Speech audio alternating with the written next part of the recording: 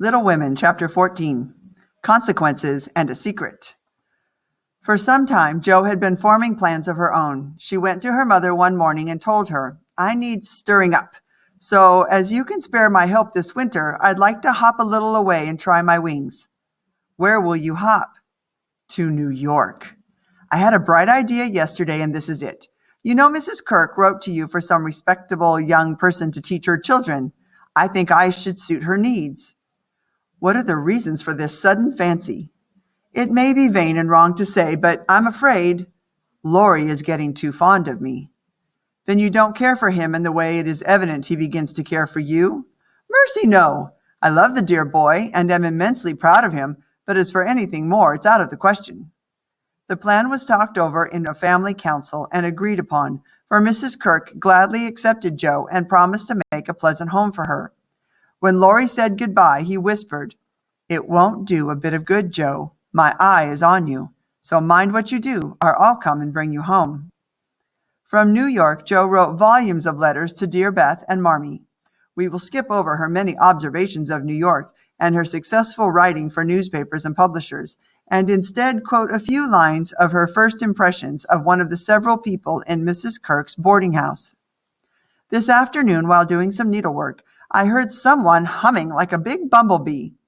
I lifted the curtain to the parlor and saw there Professor Bhaer. While he arranged his books, I took a good look at him. A regular German, rather heavy, with brown hair tumbled all over his head, a bushy beard, the kindest eyes I ever saw, and a splendid big voice. His clothes were old, his hands were large, and he wasn't handsome at all, but had beautiful teeth. The children loved him. I watched as he let them play with him, not only Mrs. Kirk's children, but also the ironing woman's little girl. As the weeks went on, she mentioned the dear professor more and more often. In exchange for Jo's darning his socks, he began to give her German lessons. Why everybody liked him was what puzzled Jo at first. He was neither rich nor great, young nor handsome, in no respect what is called fascinating or brilliant, and yet he is as attractive as a nice fire, and people seemed to gather about him as naturally as about a warm hearth. He was poor, yet always appeared to be giving something away. A stranger, yet everyone was his friend. No longer young, but as happy-hearted as a boy, plain and peculiar. Yet his face looked beautiful to many. Jo often watched him, trying to discover his charm, and at last decided that it was his kindness which worked the miracle. She felt proud to know, through one of the boarding house's gossips, that Professor Bhaer was an honored professor in Berlin, though only a poor language teacher in America. It was a pleasant winter and a long one, for Jo did not leave Mrs. Kirk till June. Everyone seemed sorry when the time came. The children were so sad, and Professor Bhaer's hair stuck straight up all over his head, for he always rumpled it wildly when disturbed.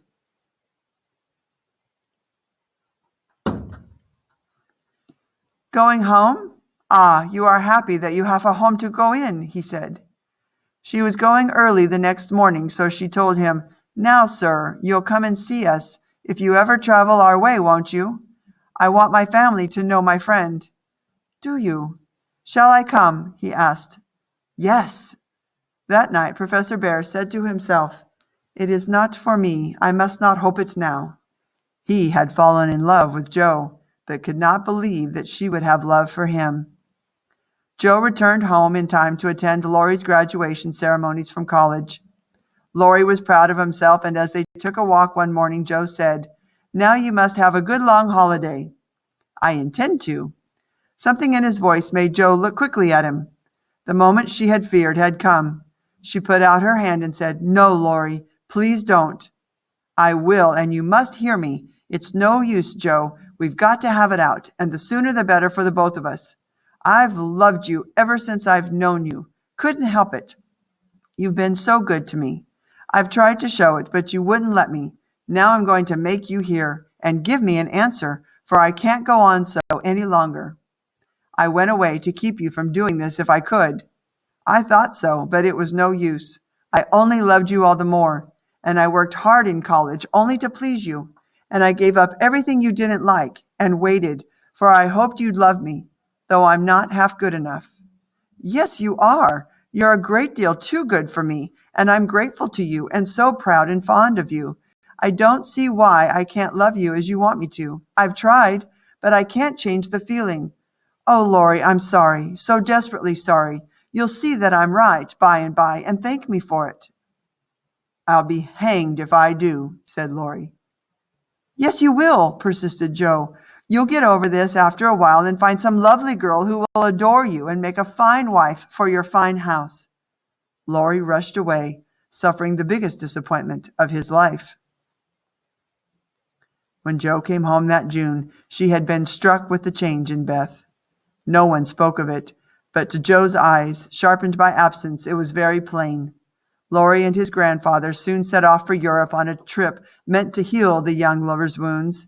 With peace returned, Joe proposed to Beth a trip to the seashore, where she could live much in the open air and let the fresh sea breezes blow a little color into her pale cheeks.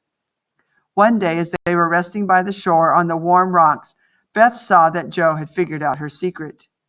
Joe, dear, I'm glad you know it. I've tried to tell you, but I couldn't. I've known it for a good while, and now I'm used to it. Don't be troubled about me, because it's best. Indeed, it is. Is this what made you so unhappy in the autumn, Beth? Yes, I gave up hoping then. Oh, Beth, you didn't tell me, didn't let me comfort and help you. How could you shut me out and bear it all alone? 19 is too young. Beth, I can't let you go.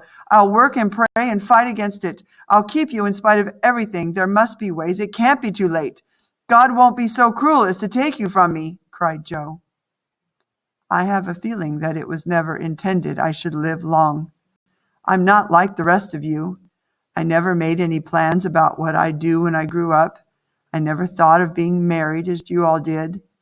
I couldn't seem to imagine myself anything but stupid little Beth. I never wanted to go away, and the hard part now is the leaving you all. I'm not afraid, but it seems as if I should be homesick for you even in heaven. Joe could not speak, and for several minutes there was no sound but the sigh of the wind and the lapping of the tide. Amy is coming in the spring, said Joe finally, and I mean that you shall be ready to see and enjoy her. I'm going to have you well and rosy by that time. Joe, dear, don't hope any more. It won't do any good. I'm sure of that.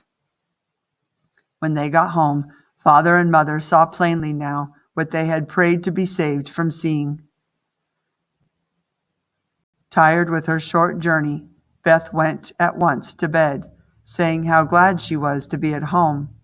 And when Joe went downstairs to her parents, she found that she would be spared the hard task of telling Beth's secret. Her father stood leaning his head on the mantelpiece and did not turn as she came in, but her mother stretched out her arms as if for help, and Joe went to comfort her.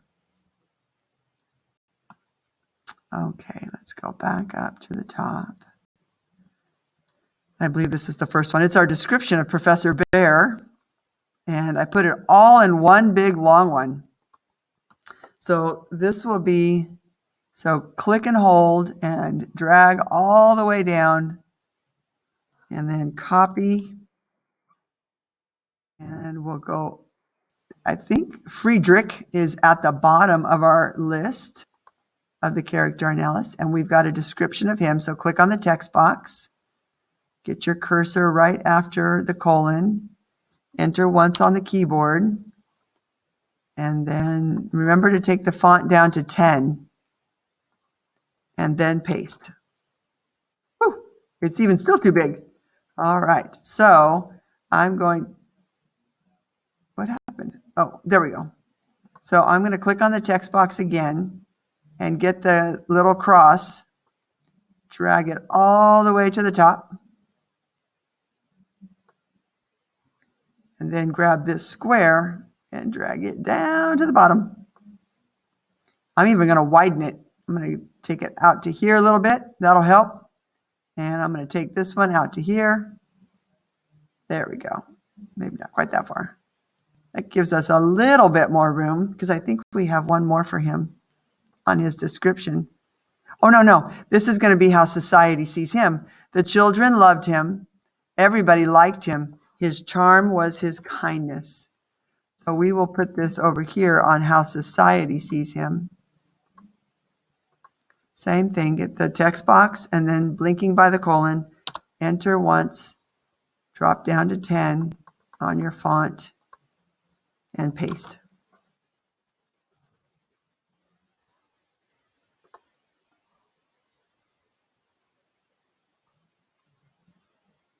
Then we have Lori, an action by Lori. So what happened here, Lori proposed to Joe, wanted to ask her to marry him, and she wouldn't do it. She was trying to stop him from actually saying the words. In the big book, they go into detail with the proposal, but so she basically refused him. And so he's heartbroken because he wanted to marry her and take her to Europe, and she wouldn't do it. So let's go back up to Lori, and we'll put this under his actions. So go to the action text box, and we'll click here after the words and paste. And we'll probably need to make this bigger at some point. I think we have more coming from Lori in another chapter. One day as they were resting by the shore on the warm rocks, Beth saw that Joe had figured out her secret. So this is an action from Beth. Did you figure out her secret? She knows that she's going to die. She's gotten very weak, and it's just a matter of time. And of course, Joe doesn't want to hear anything like that. We are out of room on actions. Let's go ahead and put this on interior monologue and click here. Come on. There we go, right after the colon. Enter. Font down to 10 and paste. Beth saw that Joe had figured out her secret. So this is what she's in her head. She knows that Joe knows what's going on now. I think that was the last one. And now Marmee, when they get home, she's so weak from their trip. After their trip, the parents know too, it won't be long now. She's not going to live for much longer.